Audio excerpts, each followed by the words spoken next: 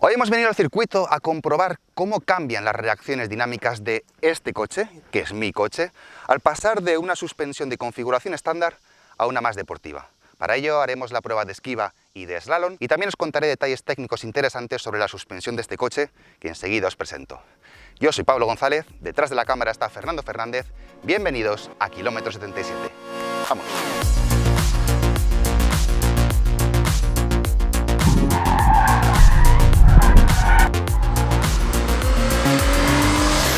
Vamos a comenzar presentando a nuestro protagonista, a nuestro conejillo de Indias.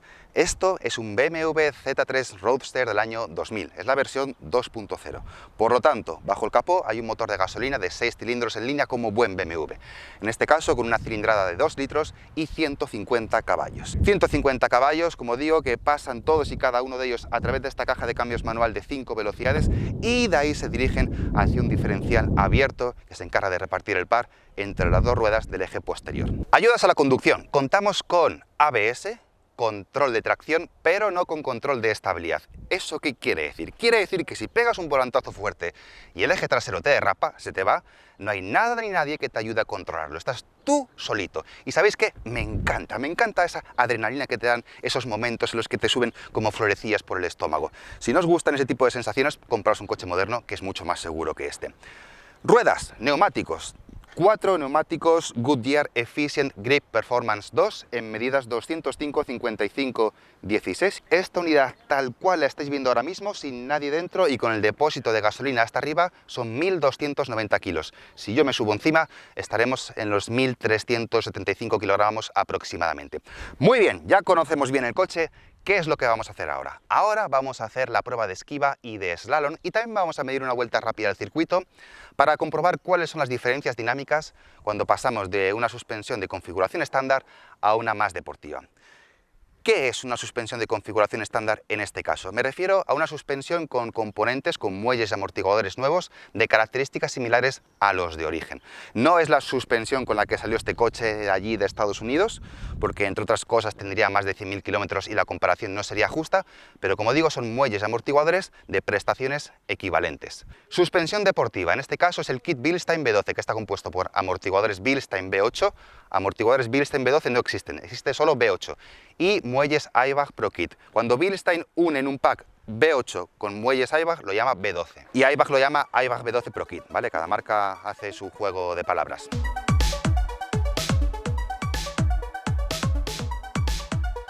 Bilstein B12 es lo más sencillo que puedes montar en suspensiones deportivas. Es un kit que se instala y a tirar millas. Nada de ajustar compresión, rebote ni altura. Si quieres tocar cualquiera de esos parámetros, tienes que irte a suspensiones de cuerpo roscado y entonces se abrirá delante de ti un mundo inmenso de posibilidades, repleto de marcas de renombre como KW, BC Racing, Öhlins y por supuesto Bilstein. Solo hay un límite: tu bolsillo, y el mío es pequeño, así que me conformo con que este humilde conjunto de muelle y amortiguador tenga algún efecto positivo, aunque sea ligero, en nuestro ratonero circuito.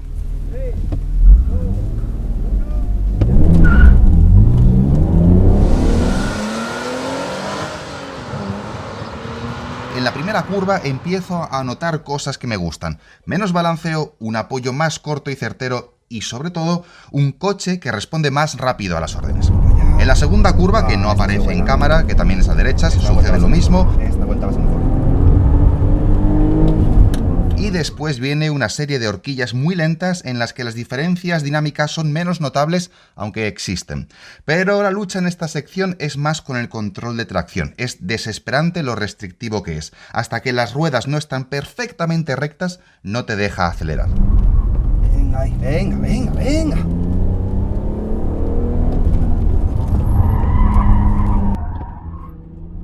Hice 2 vueltas con cada configuración de suspensión. Me habría gustado hacer 2 adicionales con el control de tracción desconectado, pero los taqués del motor me hicieron saber que ellos no estaban de acuerdo con esa idea.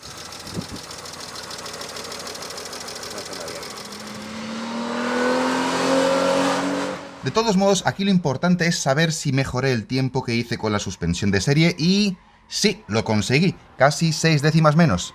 No es mucho, pero bueno, algo es algo. Siguiente prueba, slalom.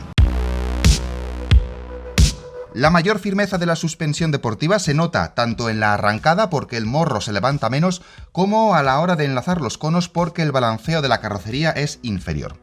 A pesar de ello, el camino de ida lo realizo exactamente en el mismo tiempo con ambas suspensiones, pero la historia cambia y mucho en el camino de vuelta. En el camino de vuelta siempre vamos a mayor velocidad y cuando se incrementa el ritmo es cuando afloran las limitaciones de la suspensión de serie en sus intentos de controlar las inercias. A medida que se va más rápido, las fuerzas que actúan sobre el coche son mayores, las transferencias de peso son más fuertes y si la suspensión no está preparada, perdemos estabilidad hasta que sucede lo inevitable. Con la suspensión deportiva el coche gestiona mejor los cambios de aceleración lateral y las transferencias de peso que estos conllevan. Se va más pegado al suelo, hay menos inclinación de la carrocería, la percepción de control al volante es definitivamente superior. Eso te da confianza para ir un poco más rápido, o por lo menos para intentarlo. Y sí, también mejoré el tiempo de la suspensión de serie. De 25 segundos justos pasé a 24,6. Así que por el momento las mejoras de tiempo son pequeñas, pero ahora viene la prueba reina, la maniobra de esquiva, lo que todos estábamos esperando.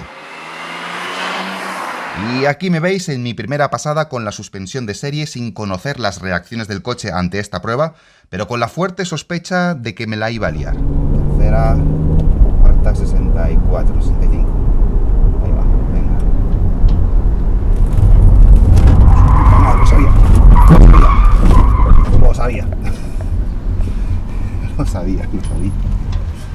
Y así fue, la velocidad de entrada es bajísima, 64 km por hora, pero ya veis que suceden un montón de cosas. En la cámara lenta se aprecia perfectamente el exagerado balanceo de la carrocería, que llega a tal punto que soy capaz de pasar por encima de un cono sin tocarlo. Fijaos también en las ganas que tiene el eje trasero de irse hacia el exterior, y aunque al principio trato de no contrarrestar esa sobrerotación porque sé que me puede venir bien para encarar el último sector, llega un punto en el que percibo que ya es demasiado contravolanteo y el coche me la devuelve con una brusca transferencia de peso hacia el costado derecho, se produce un efecto de péndulo con su latigazo correspondiente y finalmente, bueno, consigo controlar la situación, pero de haberme sucedido esto en carretera abierta, prefiero no pensarlo.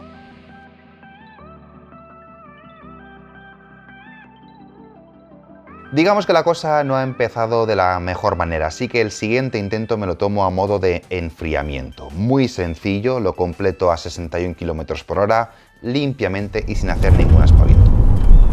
Vale, eso ha sido fácil. Posteriormente vino una prueba a 65 km por hora para experimentar de nuevo las reacciones de este BMW. Los neumáticos estaban empezando a coger temperatura y agarraban un poquito más. Yo sentía que cada vez entendía mejor las reacciones de este coche al límite, así que tocaba subir de velocidad. Pasada a 69 km por hora, fallida. Y otra a 69 km por hora, pero esta vez pasada limpia. ¿Qué es eso? ¿Ha sido limpia?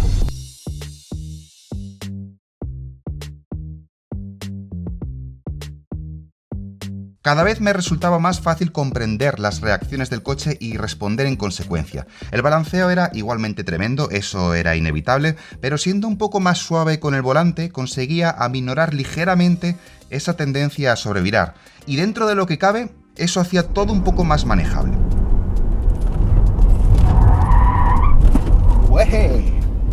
En definitiva, que estaba preparado para dar el salto a la franja de los 70 km por hora. De hecho, conseguí pasar limpiamente a 71 km por hora.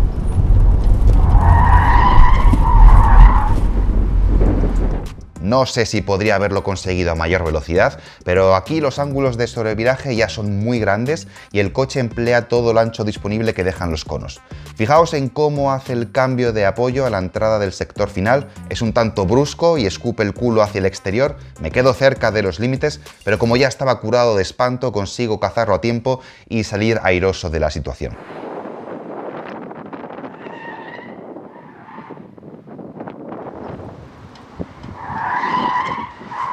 Por supuesto, no dudéis que hice pasadas a mayor velocidad, una a 72 km por hora y otra a 74, pero en ambos casos no pude mantenerme dentro de los límites.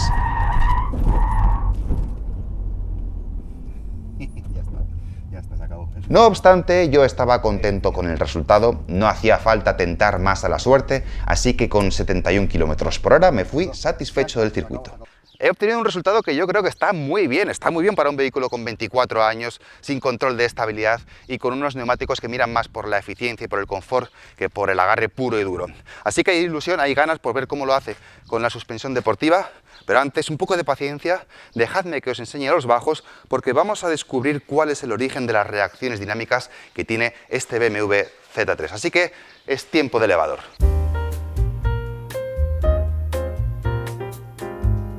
Estos son los bajos del BMW Z3 y todos aquellos que tengáis un Serie 3 de la generación E36, la versión Compact, o un Serie 3 de la generación E30, os va a resultar muy familiar y es normal porque BMW para el desarrollo del Z3 tomó como punto de partida el E36 Compact, que a su vez tomaba piezas del E36 berlina para la suspensión delantera y del E30 para la suspensión trasera. Vamos a ver todo esto con un poco más de detalle, empezando por delante. Esto es una suspensión de tipo McPherson, muy normalita, muy convencional, con su columna de muelle y amortiguador concéntricos que se anclan en la parte superior al chasis y aquí lo tenemos en la mangueta.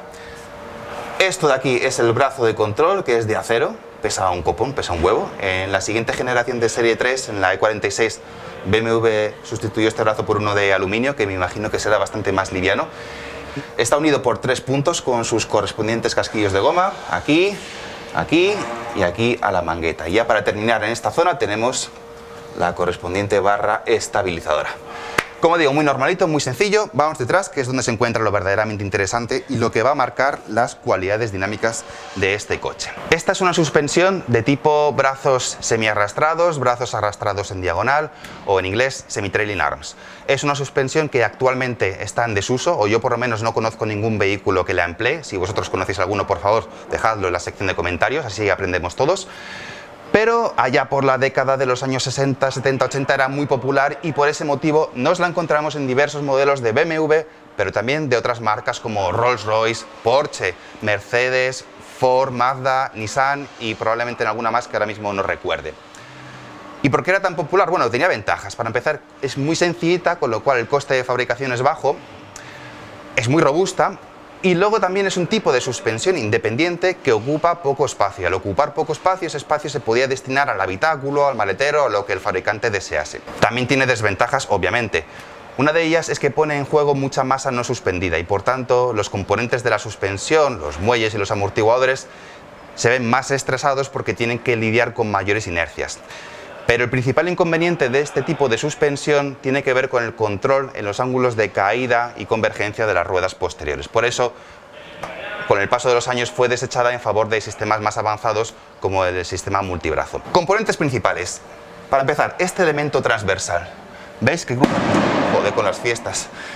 Que cruza el coche de un lado a otro, ¿vale? Y sobre este elemento transversal se articulan dos brazos, los tenemos aquí, uno para cada rueda. Estos brazos basculan hacia arriba y hacia abajo de manera independiente uno del otro, por eso estamos ante una suspensión de tipo independiente. Si observáis, este brazo no es perfecto. Perdón por los petardos. Este brazo no es perfectamente recto, sino que tiene un ligero ángulo, porque si fuera perfectamente recto, estos brazos al bascular no producirán cambios en los ángulos de caída y convergencia de la rueda. Y dentro de un margen que las ruedas traseras o que las ruedas en general tengan unos cambios en la caída y la convergencia son deseables desde el punto de vista de la estabilidad y del agarre. Al darle este ángulo introducimos en el eje de pivote de este brazo una componente longitudinal, de tal manera que cuando sube y baja la rueda va teniendo cambios tanto de caída como de convergencia. En este caso, por ejemplo, si comprimimos el brazo, lo que va a ocurrir es que el ángulo negativo de caída va a aumentar. Y eso está bien porque en curva, el lado exterior a la curva, que es el que se va a comprimir, esta ganancia en el ángulo negativo de la caída va a hacer que el neumático apoye mejor contra el asfalto, que haya mejor adherencia y por tanto que haya mejor agarre. Pero como digo, eso está bien siempre dentro de unos márgenes. Si nos salimos de esos márgenes, y eso es lo que ocurre aquí, cuando llevamos el coche al límite, entonces podemos empezar a tener problemas de comportamiento dinámico. Para entender por qué ocurre esto, hay que considerar un par de fenómenos. El primero de ellos es que la evolución en los cambios del ángulo de caída y de convergencia no siguen un mismo patrón. La caída tiene una relación lineal con el desplazamiento de este brazo. Os lo explico con números totalmente inventados, pero para que sepáis a lo que me refiero. Si este brazo, por ejemplo, lo comprimimos 1 centímetro, el ángulo negativo de caída se incrementa en 0,1 grados. Si lo comprimimos 2, 0,2 grados. Y lo mismo ocurre tanto en compresión como en extensión. Lo que pasa es que en extensión pasaríamos a ángulos positivos. Como digo, son números inventados, ¿vale? Que es simplemente para que pilléis la idea. Bien, pues la divergencia o convergencia sigue un derrotero totalmente diferente. En la zona central de funcionamiento del brazo, de recorrido, los cambios de la convergencia son muy pequeñitos, pero a medida que nos acercamos a los extremos, tanto superior como inferior, esos cambios se vuelven cada vez más bruscos. Segundo punto, segundo fenómeno a tener en cuenta, la deformación de los casquillos de goma por las cargas laterales. Cuando estamos tomando una curva, la rueda exterior a la curva va a sufrir unas cargas laterales fuertes, unas fuerzas que se van a trasladar desde el punto de origen, aquí en la zona del contacto del neumático con el asfalto, a estos casquillos de goma, sobre todo a este, y además se va a ver amplificado por el efecto palanca que supone el brazo. Este casquillo se va a deformar, el brazo se va a abrir y nos vamos a encontrar tomando una curva con la siguiente situación: las ruedas girando hacia un lado, las delanteras girando hacia un lado, la posterior hacia el otro.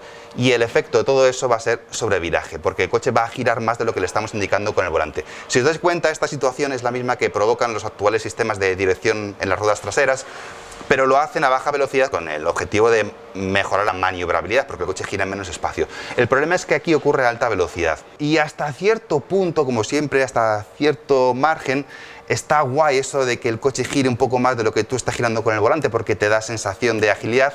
Pero si nos pasamos en el ángulo de divergencia o la velocidad de cambio en el ángulo de divergencia es excesivo, nos vamos a encontrar con un sobreviraje que va a ser difícil de controlar. Y todo esto se acrecenta, se empeora si en mitad de la curva, cuando estamos con el coche apoyados, soltamos de golpe el acelerador, porque entonces vamos a desviar peso hacia el eje delantero, vamos a descargar el trasero, vamos a reducir la adherencia en el eje posterior y ese sobreviraje va a aparecer de forma súbita y de manera más o menos violenta en función de lo bruscos que hayamos sido en ese juego de pesos. Y entonces es esa combinación de deformación de los casquillos de goma con cambios bruscos o fuertes en el ángulo de convergencia, lo que hace que este coche al límite sea delicado de conducir y que sea difícil de predecir por aquellos que no conocen cómo se va a comportar. Porsche solucionó este efecto con el eje Weissach, que introdujo en el 928. El eje Weissach se caracterizaba por un cambio en el diseño de los brazos, una reubicación de sus puntos de anclaje y una modificación de los soportes de goma. Esta nueva disposición conseguía que la rueda trasera en apoyo ganara convergencia en vez de abrirse. El vehículo, de esa manera, lograba una mayor estabilidad en curva. Estos muelles son sensiblemente más cortos que los de origen y lo que han hecho ha sido desplazar el brazo hacia arriba, con lo cual estamos como en una posición más comprimida que con la situación de serie, y ya os he comentado que al comprimir esta suspensión ganamos ángulo negativo de caída. Otro efecto de este muelle más corto es que limita el rango de movimientos del brazo, de basculación, con lo cual también limita el rango de cambio de ángulos de caída y de convergencia. Y luego también este amortiguador lo que ha hecho ha sido reducir la altura libre al suelo, con lo cual hemos reducido el centro de gravedad, pero también ha modificado la geometría de la suspensión trasera, con lo cual probablemente también ha modificado el centro de balanceo, y lo más seguro es que centro de gravedad y centro de balanceo ahora estén un poquito más alejados y por tanto las fuerzas que experimenta este coche, las fuerzas de balanceo, sean un pelín mayores, pero entiendo, o por lo menos deseo, que al ser este muelle un poco más firme, esas fuerzas superiores de balanceo queden contrarrestadas. Y sabéis que todo esto es genial, es muy interesante, la verdad, pero lo que importa es la realidad. Vamos a hacer mejor la esquiva, la vamos a hacer peor, va a ser más brusco, va a ser más suave, la pasaremos a más velocidad, a menos, no tengo ni idea. Así que lo mejor es ir a la pista y ver qué sucede. ¡Vamos para allá! ¡Vamos para allá! 64 cuarta, venga, va.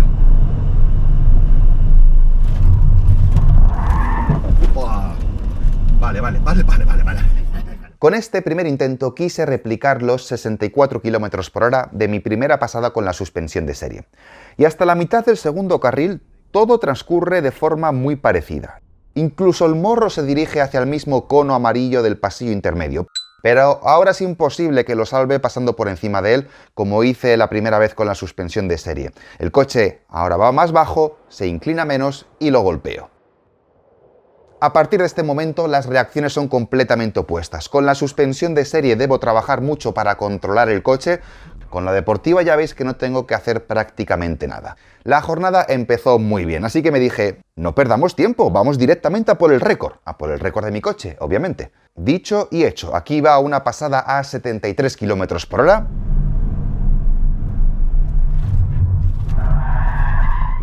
Fallida. No importa, otra a 73 km por hora y de nuevo fallida. Vamos a ver, definitivamente las reacciones del coche no eran las mismas que con la suspensión de serie.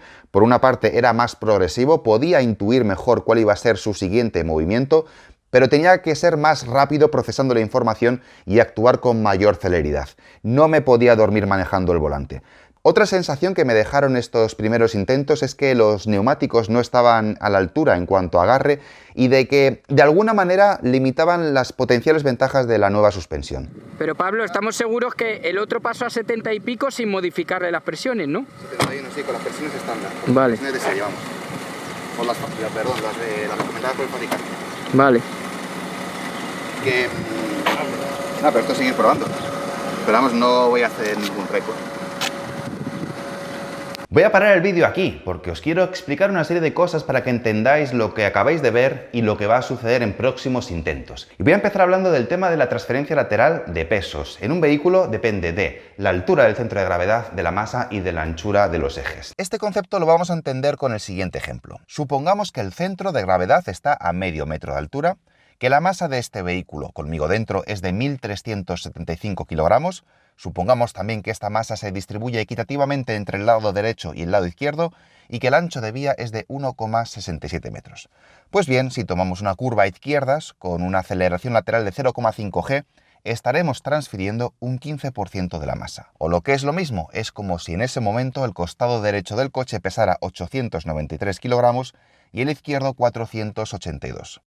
Nota importante, este cálculo no determina cómo se distribuye la carga individualmente entre cada rueda, sino cuál es la transferencia total de carga hacia un costado y hacia el otro. En este caso, hemos variado dos de esos parámetros, ¿vale? Hemos variado la altura del centro de gravedad, porque el eje delantero ahora está 1,4 centímetros más cerca del suelo y el trasero nada menos que 4 centímetros más bajo. Y también hemos variado la masa, ¿vale? En el eje delantero la masa con los nuevos componentes se ha incrementado en 640 gramos y en el eje posterior ha disminuido en 740 gramos. Estoy poniendo una sonrisilla porque he dicho que ha variado la masa, pero el global han sido 100 gramos menos, que evidentemente no va a tener una repercusión grande en las condiciones dinámicas, en las reacciones dinámicas del vehículo. Y en cuanto a la anchura de vías, no ha habido ninguna modificación. Mismos neumáticos, mismas llantas, no he colocado separadores ni ningún tipo de artilugio que pueda modificar la anchura de vías. Así que hemos reducido la altura del centro de gravedad, hemos mantenido la masa, bueno, de hecho la hemos reducido un pelín, pero lo importante es que no ha aumentado y eso debería traducirse en una reducción de las transferencias laterales de carga. Y eso siempre es bueno. ¿Por qué? Porque cuanta mayor es la transferencia de carga, menor es el agarre que vamos a obtener de los neumáticos. Y esto tiene que ver con cómo funcionan los neumáticos con la carga. Más o menos todos tenemos en la cabeza que cuanta más carga ponemos sobre un neumático, más agarre va a tener. Y eso es cierto. Lo que pasa es que la relación no es lineal, sino que crece a tasas decrecientes. Me explico. Si ponemos 1 kilo sobre una rueda, sobre un neumático, va a agarrar X. Si ponemos 2 kilos, no va a agarrar 2X, va a agarrar menos de 2X. Entonces, cuando estamos tomando una curva, si pasamos mucha carga a las ruedas exteriores al giro, esas ruedas van a agarrar mucho, pero no van a agarrar tanto para compensar la cantidad de adherencia que perdemos en las ruedas interiores al giro. Por eso, cuanta menor sea la transferencia lateral de cargas, mejor, más agarre global vamos a tener en el vehículo. Y en este caso también nos tenemos que fijar en cómo esa transferencia de carga se distribuye entre el eje delantero y el posterior, porque eso tiene un efecto importante en el comportamiento del vehículo. Con esta nueva suspensión hemos incrementado la resistencia al balanceo de los dos ejes, pero lo hemos hecho en distinta proporción. La resistencia al balanceo del eje posterior ha crecido proporcionalmente más que la del eje delantero. Y cuanta más resistencia al balanceo tiene un eje, mayor transferencia de pesos experimenta y por tanto menor agarre global va a tener. Al modificar este equilibrio, este balance que teníamos con la suspensión de serie, hemos pasado de tener un coche con un carácter sobrevirador a uno que tiene un carácter todavía más sobrevirador. Y luego, por otra parte, están los amortiguadores. Estos amortiguadores son más firmes que los de serie y cuanto más firme es un amortiguador, más ralentiza los movimientos de la carrocería del vehículo, pero acelera la velocidad a la que se produce la transferencia de carga. Esto suena contraintuitivo, pero es así. Un amortiguador, cuanto más firme es, más rápidamente recibe el peso, y cuanto mayor fuerza de extensión tiene, más rápidamente libera ese peso que ha recibido. Entonces, si combinamos que ahora tenemos un coche con un mayor carácter sobrevirador al incrementar la resistencia al balanceo del eje posterior y tenemos un coche en el que se producen las transferencias de peso más rápido, lo que sucede es lo que vais a ver a continuación.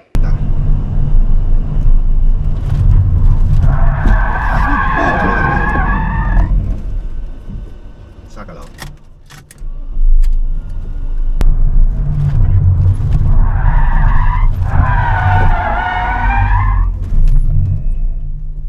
Pero no se ha calado.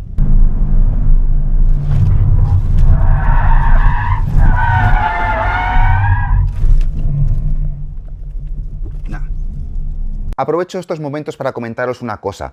No os extrañéis si veis conos que se caen solos, es normal, son unos conos muy ligeros que a veces se movían por el simple paso del coche, y aunque algunos estaban sujetos con cinta aislante, ocurría que al pisar esa cinta con las ruedas se despegaba y el cono se levantaba y se caía en algunas ocasiones.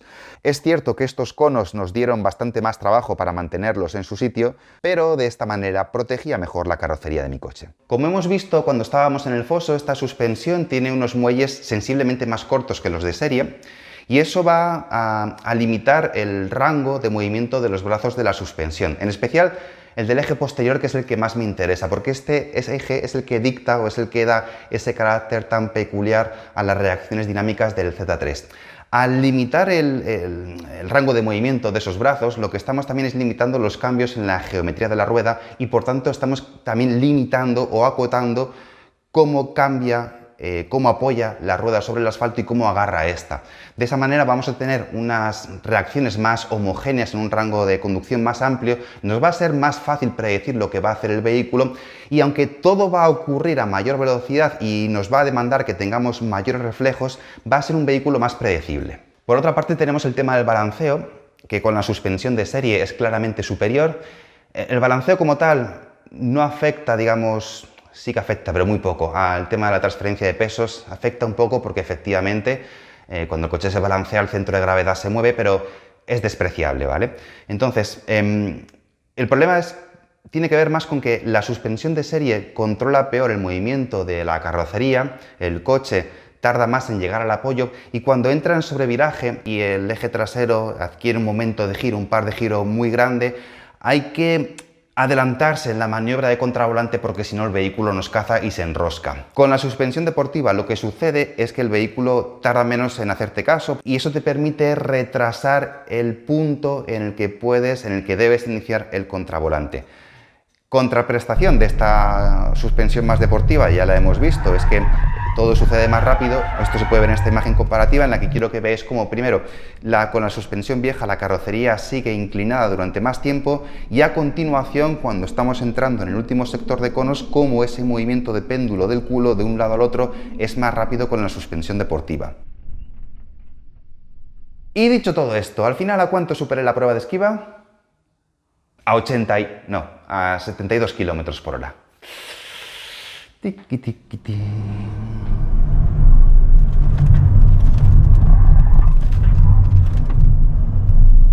Vale.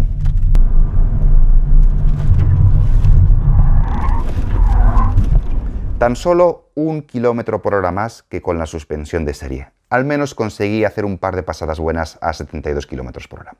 Visto lo visto, numéricamente hablando, la mejora que ha supuesto este kit de suspensión lo podemos calificar de discreta. Pero como a veces ocurre en estos casos, hay sensaciones que los números no reflejan.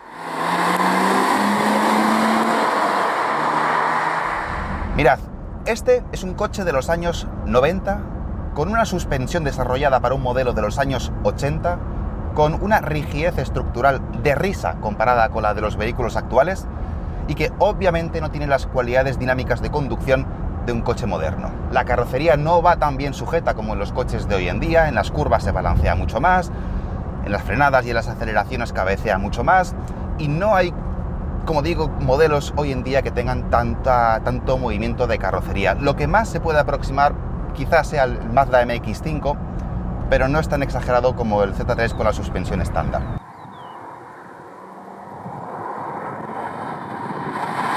Para mí la suspensión de serie del Z3 es excesivamente blanda, el coche se inclina demasiado en las curvas y sobre todo tarda mucho en reaccionar a las órdenes que le das con el volante. Con este cambio de suspensión todo ha mejorado sensiblemente. Ha mejorado el tiempo de respuesta, ahora ejecuta tus órdenes con mayor rapidez, el coche se percibe más estable, va más bajito e incluso transmite mayor sensación de seguridad. He perdido un poco de confort, ciertamente, pero apenas nada, se compensa totalmente con lo que he ganado en eficacia. Y bueno, sí es verdad que en alguna rampa de garaje hay que salir un poco más lento o atravesado para no rozar la panza con el suelo, pero es totalmente, absolutamente despreciable. El coche va mucho mejor con esta suspensión. En un puerto de montaña atacas las curvas con mucha mayor confianza, con mucha mayor estabilidad, el coche entra antes. No sé si vas más rápido, ya hemos visto en las pruebas de circuito que no hay ninguna diferencia en cuanto a velocidad y tiempos por vuelta, pero disfrutas más de la conducción, que es al fin y al cabo de lo que se trata. El coche me gusta más, estoy más contento con él y soy más feliz, y eso es lo importante. La pregunta es, ¿cuánto me ha costado conseguir esa felicidad? 1.268,65 euros. Este fue el coste total de la operación, que incluye los componentes, la instalación, el proyecto de ingeniería y la ITV. Vamos a ver cada uno de estos apartados uno a uno con mayor detalle. Primero, componentes. Me refiero obviamente al kit Bilstein V12 en mi caso. Muelles y amortiguadores. Me costaron 704,89 euros. Los puedes comprar por internet, como hice yo, o los puedes adquirir directamente en un taller. Segunda parte, montaje de los componentes. Aquí ineludiblemente tienes que acudir a un taller. ¿Por qué? Porque cuando el taller termine su trabajo, te expedirá un certificado, un documento que se llama certificado de montaje. Con ese documento lo que ocurre es que el taller asume la responsabilidad de la correcta ejecución del montaje de los componentes en tu vehículo. Este papel es imprescindible para realizar posteriormente la homologación. Es decir, que aunque tú sepas montar una suspensión, no puedes ir a un box, alquilarlo y montarla por tu cuenta. Tiene que ser a través de un taller sí o sí.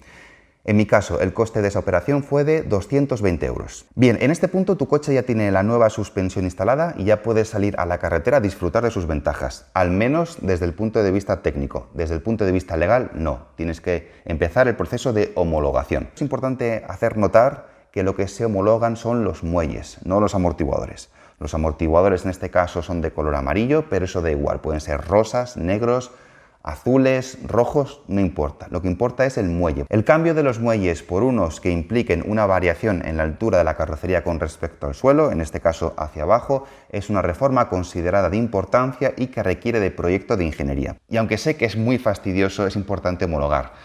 Para evitar, por ejemplo, multas por parte de la policía en caso de que te pare por la carretera, para evitar que te echen atrás en la inspección técnica periódica, en la ITV, o para evitar que en caso de accidente el seguro se lave las manos y no te cubra. Así que, tercer bloque, proyecto de ingeniería. Tienes que buscarte un estudio de ingeniería especializado en estos temas, concertar una cita con ellos, les dejas el coche, le harán una serie de fotos, de mediciones y con todo ello redactarán un documento en el que dirán que el vehículo objeto de estudio es apto para las reformas descritas sin que disminuya la seguridad vial o del medio ambiente, así como la seguridad activa y pasiva del mismo. Resumido, 229,90 euros. Cuarta parte, inspección técnica, ITV. Llamas a una ITV, dices que quieres pasar el proceso de inspección para una reforma de importancia con proyecto, te pedirán la documentación, te pedirán el proyecto de ingeniería, la ficha técnica del vehículo, el certificado de montaje del taller, por eso es imprescindible, como decía antes.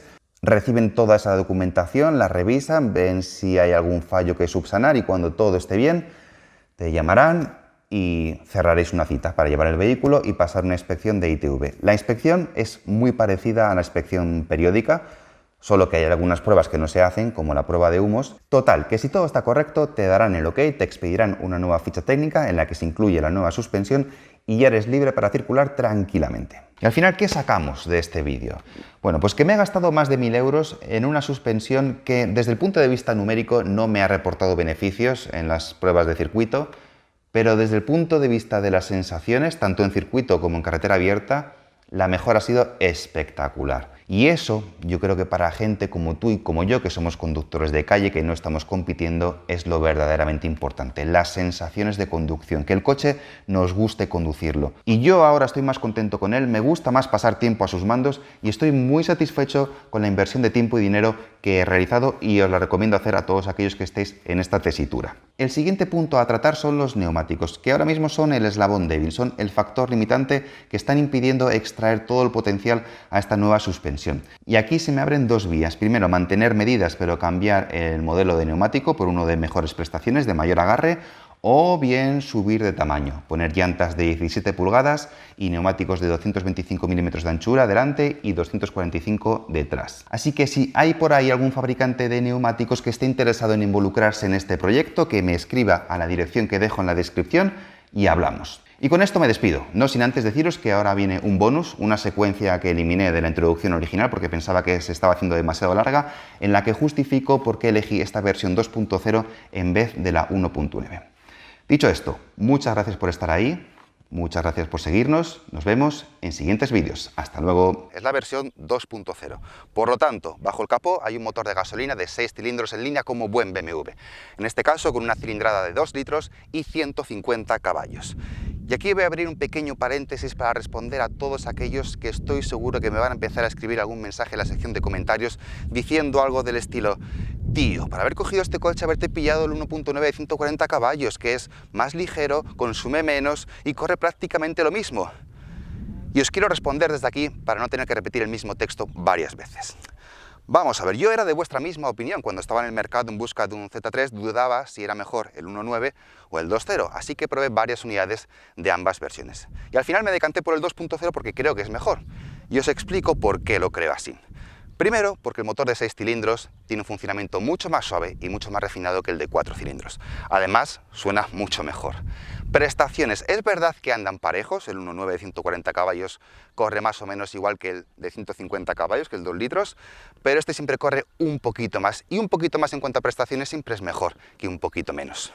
Más cosas. El Z3 1.9 de 140 caballos corresponde a las versiones de Z3 pre-restyling, y en ese momento los motores de 4 cilindros eran los de carrocería estrecha o culo fino, y a mí me gusta la estética culo gordo, como la que tiene esta versión. Más cosas. Al 1.9 de 140 caballos, hasta donde yo sé, no le corresponde ningún distintivo medioambiental.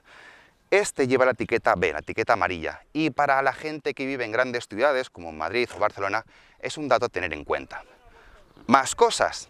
Es cierto que el 1.9 de 140 caballos consume un pelín menos, pero siendo este un coche que utilizo muy de vez en cuando, el consumo me la refanfinfla.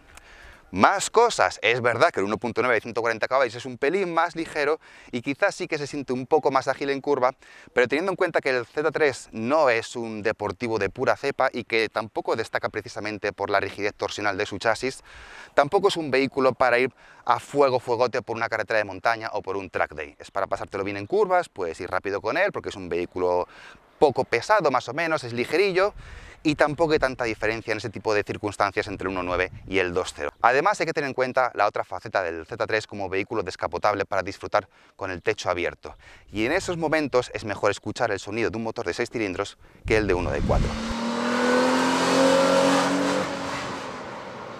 Cierro paréntesis y os sigo explicando mi cochecito. 150 caballos, como digo, que pasan todos y cada uno.